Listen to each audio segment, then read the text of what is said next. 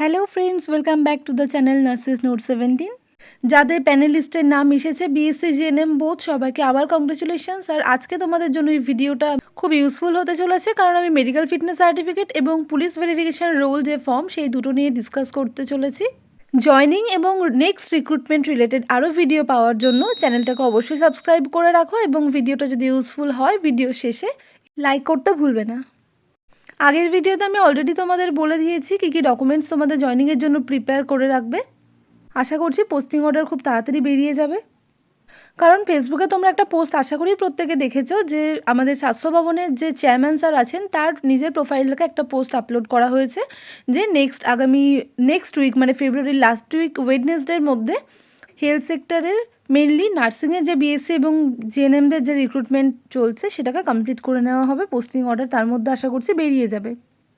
আমি আগেও বলেছি যে পোস্টিং অর্ডার যখনই বেরোবে তারপর তোমাদের প্রথম কাজ হবে মেডিকেল ফিটনেস সার্টিফিকেটটাকেই রেডি করা, কারণ পুলিশ ভেরিফিকেশনটার জন্য কিছুটা টাইম দেওয়া হয়, তাই তোমাদের সবার ফার্স্ট করতে হবে মেডিকেল ফিটনেস সার্টিফিকেট।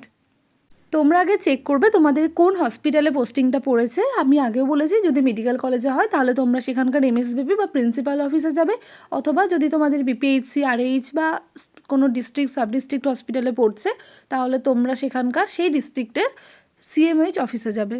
এবং যখন তোমরা সেখানে যাবে তোমরা অবশ্যই করে তোমাদের ডকুমেন্টস যা যা বলেছি সেসব কিছু একটু ক্যারি করবে। যদিও সেখানে ডকুমেন্ট ভেরিফিকেশান হবে না, কিন্তু তুমি যে ওখানে পোস্টটা পেয়েছো তার জন্য তোমরা অ্যাটলিস্ট পোস্টিং অর্ডারটা যেন ওনারা দেখতে চাইলে তুমি যেন দেখাতে পারো। আর সেখান থেকে তোমাদের হতে পারে কি কোথাও কোথাও এরকম হয় যে লিস্ট ওনারাই দিয়ে দিচ্ছেন যে তুমি কী কী টেস্ট করবে, কত দিনের মধ্যে করবে। আবার অনেক সময় হয় কি হয়তো ওনাদের ওখানে কোনো চেকলিস্টের মতো দেওয়ালে বা কোনো আলমারিতে চিপকানো আছে, তোমরা সেখান থেকে দেখে নিলে অথবা ওটার একটা ছবি তুলে নিলে সেই অনুযায়ী তোমরা কী কী টেস্ট করতে হবে না হবে লিস্ট পেয়ে যাবে। আর যদি দেখো ওরকম কোনো কিছুই নেই তাহলে তোমাদেরই সেটা রেসপন্সিবিলিটি যে তোমরাই জিজ্ঞেস করবে যে কতদিনের মধ্যে করা ভালো, অথবা তোমাদের কী কী টেস্ট করতে হবে না হবে সেটার যেন ওনারা একটু গাইড করেন। আর সেটা ওনারা যদি অনেক সময় হয় কি নিজেদের হসপিটাল থেকেই কুড়িয়ে নিচ্ছেন, অনেক সময় হয় যে সেই টাইমের মধ্যে হয়তো যেরকম ধরো তোমরা জানো ইউএসজি এক্সরে যে কোনো রকম স্ক্যানিং যেগুলো হয় সেগুলো কিন্তু গভর্নমেন্ট হসপিটালে যদি করো তোমরা একটা ডেট দেওয়া হয় তারপরে তোমাদের সেটা হাতে পাও। সেক্ষেত্রে তোমরা প্রাইভেট থেকে করিয়ে নিতে পারো, এবং সেটা ওনারা গ্র্যান্ট করবেন কিনা সেটাও অবশ্যই একবার সেখানে জেনে নেবে। লাস্ট রিক্রুটমেন্টের ক্ষেত্রে যে যে টেস্টগুলো মাস্ট ছিল আমি সেগুলো তোমাদের সাথে একটু শেয়ার করছি। সেটা ছিল একদম প্রথম ছিল ভিশন টেস্ট। ভিশন টেস্টের সাথে যেরকম তোমরা জানো সেখানে রিফ্র্যাক্টিভ এরর চেক করা হয়, আর তার সাথে কালার ভিশনটাও চেক করা হয়। আর একটা জিনিস আমি যে এখানে দেখতে পাচ্ছ 1 নাম্বার থেকে 6 নাম্বার 6টা টেস্টের নাম আছে। প্রথম যে টেস্টটা এটা কিন্তু ওখানে মাস্ট ছিল যে অবশ্যই এটা কোনো গভর্নমেন্ট হসপিটাল থেকেই করতে হবে, এবং সাব ডিভিশন হসপিটালের থেকে লোয়ার র্যাঙ্কের কোনো হসপিটাল থেকে করা যাবে না। মানে বুঝতেই পারছো তোমাদের হয় ডিস্ট্রিক্ট হসপিটাল থেকে, না হলে মেডিকেল কলেজ থেকে, অথবা সাব ডিস্ট্রিক্ট থেকে। এই 3টে হসপিটালের মধ্যেই তোমাদেরকে এই কালার ভিশন টেস্টটা করতে হবে, কোনো প্রাইভেট জায়গা থেকে করা যাবে না। কিন্তু তারপরে 2 থেকে 6 নম্বরে যতগুলো টেস্টের নাম আছে সেগুলো তোমরা গভর্নমেন্ট হসপিটাল থেকে করতে পারো। আর যদি মনে হয় যে তোমাদের অসুবিধা হচ্ছে বা টাইম লাগবে অনেকটা বেশি, সেক্ষেত্রে তোমরা কোনো রেজিস্টার্ড প্যাথোলজি থেকে করতে পারো। তোমাদের টোটাল টেস্ট করতে হবে দেখো কটা: blood test, urine test, chest x ray, ECG. আর যদি ফিমেল ক্যান্ডিডেটদের জন্য প্রেগনেন্সি টেস্টটাও করা হয়। কিন্তু আমি আবারও বলে রাখছি, এটা লাস্ট রিক্রুটমেন্টের সময় যে লিস্টটা পাবলিশ করা হয়েছিল টেস্টের জন্য আমি সেটা থেকে বললাম। সেটা কিন্তু প্রত্যেক বছর ভ্যারি করতেই পারে। এই বছর হতে পারে কোনো জিনিস আরও নতুন করে অ্যাড করা হয়েছে বা এখান থেকে কোনো কিছু এক্সক্লুড করা গেছে, হতেই পারে। তো নতুন আমাদের লাস্ট যে গাইডলাইন আমরা মানে সিএমএইচ অফিসে যখন যাবে তখনই দেখবে সেখানে ঠিকঠাক করে বলা থাকবে। তো অলমোস্ট এগুলো মাস্ট, এর এক্সট্রা কোনো কিছু থাকলে হয়তো থাকতে পারে, আশা করি এগুলোর মধ্যে থেকে বাদ কিছু যাবে না। আর সিএমএইচ অফিসে যখন তোমরা যাবে প্রথম, সেখানেই তোমরা কিন্তু গ্রিপস থেকে যে চালানের কথাটা বলেছিলাম 25 টাকা দিয়ে যে এসবিআই অ্যাকাউন্ট থেকে আমাদের একটা চালান কাটতে হয়, সেটা কোন অ্যাকাউন্ট, গভর্নমেন্টের যে অ্যাকাউন্ট আমরা পাঠাবো সেই অ্যাকাউন্ট নাম্বারটাও কিন্তু ওই সিএমএইচ অফিস থেকে তোমরা পাবে। আর তারপরে তোমাদের সেই নাম্বারটা নিয়ে গ্রিপসের একটা চালান কেটে এসবিআই থেকে পেমেন্ট করতে হবে। তো এরপরে আসছি পুলিশ ভেরিফিকেশন নিয়ে। সেক্ষেত্রে তোমরা পুলিশ ভেরিফিকেশান রোল একটা পিভিআর ফর্ম পাওয়া যায়, সেই ফর্মটাও পেয়ে যাবে। চাপ নেবে না কেউ, প্যানিক করবে না, এগুলো নিয়ে ফর্ম খুব অ্যাভেলেবেল তোমরা পেয়ে যাবে। তো সেই ফর্মটা তোমাদেরকে ফিল আপ করতে হবে। সেই ফর্মটার মধ্যে অনেক কিছু থাকবে, তোমাদের বেসিক বায়োডাটা যেগুলো হয় তোমরা নর্মাল তোমাদের নাম, অ্যাড্রেস, কোন পোস্টের জন্য অ্যাপ্লাই করেছো, তোমাদের এর আগে কোথাও কাজ করেছো কি না সেটা ডিটেলসটা ওরা চাইবে, দেখে দেখে ফর্ম ফিল আপ করবে। আর একটা জিনিস জানতে চাওয়া হয়, সেটা হলো তোমার পার্মানেন্ট বা কারেন্ট যে অ্যাড্রেস, সেটার বাইরে তোমরা 1 বছরের বেশি অন্য কোনো প্লেসে স্টে করেছো কি না।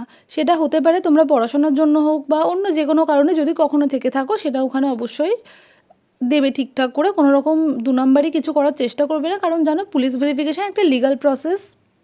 আর আমাদের নার্সিংয়ে তো এটা খুবই কমন, কারণ আমাদের জানি বাড়ির পাশেই প্রত্যেকের কলেজ কিন্তু ছিল না। যারা বাইরের স্টেট থেকে পড়ে এসেছো তাদের জন্য খুব ইম্পর্টেন্ট, সেই সব অ্যাড্রেস ঠিকঠাক করে দেবে। কবে তোমরা গেছো, কবে ওখান থেকে ফিরেছো, সেই ডেটটাও চাওয়া হয় এবং ডিটেলস চাওয়া হয়, আর কী পারপাসে তোমরা ওখানে থেকেছো সেগুলো চাওয়া হয়। আর ওয়েস্ট বেঙ্গলের মধ্যেও যারা থেকেছো তারাও নিশ্চয়ই বাড়ির কাছেই প্রত্যেকের কলেজ আমাদের ছিল না, তারা যেখানে যে ছিলে সেই অ্যাড্রেসটা দেবে। 3 বছর জিএনএমদের ক্ষেত্রে, পিএসসিদের জন্য 4 বছর, সেই একই প্লেস হয়তো হবে, সেটা একটু ঠিকঠাক করে দেবে।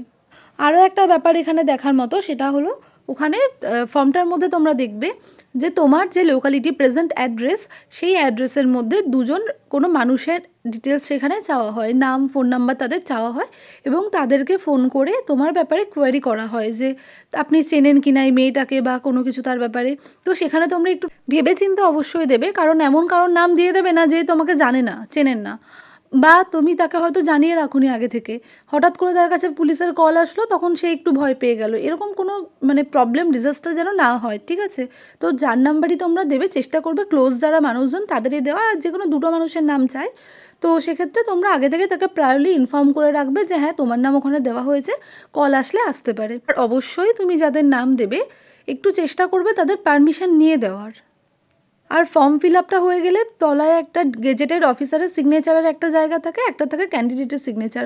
তো ক্যান্ডিডেটের জায়গায় তোমরা নিজেরা করবে, এবং যেটা গেজেটেড অফিসার যেটা থাকে সেটা তোমরা দেখবে যে যেরকম থাকবেন গেজেটেড অফিসার, তোমার চেনা জানা যদি কেউ থেকে থাকেন, সেটা কোনো প্রিন্সিপাল হতে পারে, কোনো হাই স্কুল বা কলেজের হেডমাস্টার হতে পারেন, হেড ম্যাম হতে পারেন।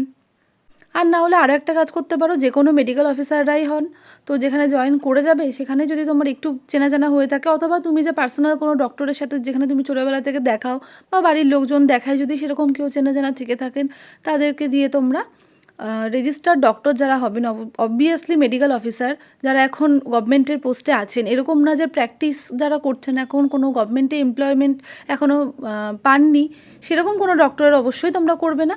যারা গভর্নমেন্ট হসপিটালের সাথে যুক্ত আছে সেই ধরনের কোনো ডক্টর যদি তোমাদের চেনা জানা থাকেন, তাহলেই তোমরা তাকে দিয়েও সেই সইটা করাতে পারো। এছাড়া বিভিন্ন অফিসার আছেন, বিডিও, এসডিও, তোমরা যদি থাকে কারোর চেনা জানা সেরকম করাবে। আর সবথেকে সেফ আমাদের জন্য সেটা আমরা যখন জয়েন করে যাই তারপরে আমাদের হসপিটালেই যারা ডক্টররা কাজ করেন তাদের থেকে করিয়ে নেওয়া। অনেক সময় কি হয়, আমাদেরকে থানাতে গিয়ে ফিজিক্যালি প্রেজেন্ট থেকে সেখানে অ্যাপ্লাই করতে হয়, আবার অনেক সময় কিন্তু অনলাইনেও অ্যাপ্লাই করা যায় বিভিন্ন পোস্টের ক্ষেত্রে। তো এবছর গাইডলাইনে যেটা থাকবে সেটাই অবশ্যই তোমরা ফলো করবে, কোনো কনফিউশনের জায়গায় এখানে আর নেই। আর এই ভেরিফিকেশানের জন্য তোমাদের কিছু ডকুমেন্টস রেডি রাখতে হবে, সেটা তোমাদের ছোটোবেলা থেকে তোমার বার্থ সার্টিফিকেট শুরু করে তোমার নিজের পার্সোনাল যত রকমের ডকুমেন্টস আছে প্রত্যেকটা রেডি রাখবে, কারণ সেগুলোর নাম্বার দিয়ে দিয়ে কিন্তু চেক করা হবে যে তুমি আদৌ এখানকার ঠিকঠাক রেসিডেন্ট কিনা, বা যেগুলো তুমি ইনফরমেশান বা যে সার্টিফিকেটগুলো তুমি প্রোভাইড করেছো সেগুলো জেনুইন কিনা। আর সেই সাথে তোমার বাবা মায়েরও প্রত্যেকটা ডকুমেন্টস রেডি রাখবে, মানে তাদের প্যান কার্ড থেকে শুরু করে রেশন কার্ড বা ভোটার কার্ড, অনেক সময় জমির দলিল, এইসব জিনিসপত্রও লাগে। তো চিন্তা করার কিছু নেই, ওখান থেকে বলা থাকবে যে কী কী মোটামুটি রেডি রাখতে হবে এই জিনিসগুলো, কিন্তু নিজেদের দিক থেকে চেষ্টা করবে অবশ্যই করে সব কিছু ফ্রেশলি রেডি রাখার। আর যদি কারো নামের স্পেলিংয়ের ক্ষেত্রেও কোনো 2টো সার্টিফিকেটে হয়তো আলাদা কিছু কিছু আছে, সেরকম যদি হয় তাহলে অবশ্যই তারা কোর্ট থেকে অ্যাফিডেভিটটাও রেডি রাখবে। আর আবারও বলছি, এই পুলিশ ভেরিফিকেশানটা অনেক সময় 2 মাস পর করা হয়, লাস্টবার যেটা হয়েছে, কোনো কোনো জবের ক্ষেত্রে 4 মাস পর করা হয়। তো তখন ওনারা যেটা বলবেন সেটাই আমাদেরকে ফলো করতে হবে। এখন একদম শর্টে যদি সামারাইজ করা যায় তাহলে এটাই দাঁড়াচ্ছে, এসে মেডিকেল কলেজে যদি পোস্টিং পড়ে তাহলে তোমরা এমএসবিপি অফিসে যাবে, আর যদি তার বাইরে যে কোনো হসপিটালে পড়ে সেক্ষেত্রে তোমরা সেই ডিস্ট্রিক্টের সিএমএইচ অফিসে যাবে, এবং সেখানে গিয়েই তোমাদের 3টে জিনিস মাথায় রাখতে হবে: চালান রিসিপের ব্যাপারটা, মেডিকেল ফিটনেস এবং পুলিশ ভেরিফিকেশান। এগুলো নিয়ে যাবতীয় যা কোয়ারি থাকবে তোমাদের ওখান থেকেই ক্লিয়ার করে আসতে হবে। এখন তোমরা যে ভিডিওগুলো দেখছো সেগুলো একটু আগে থেকে প্রায়রলি যদি জেনে রাখো, তোমাদের সেটা পরে গিয়ে ব্যাপারটা স্মুথ হবে। আজকের জন্য এতটুকুই। আর ভিডিওটা যাদের দরকার মনে হচ্ছে তাদের সাথে অবশ্যই শেয়ার করো।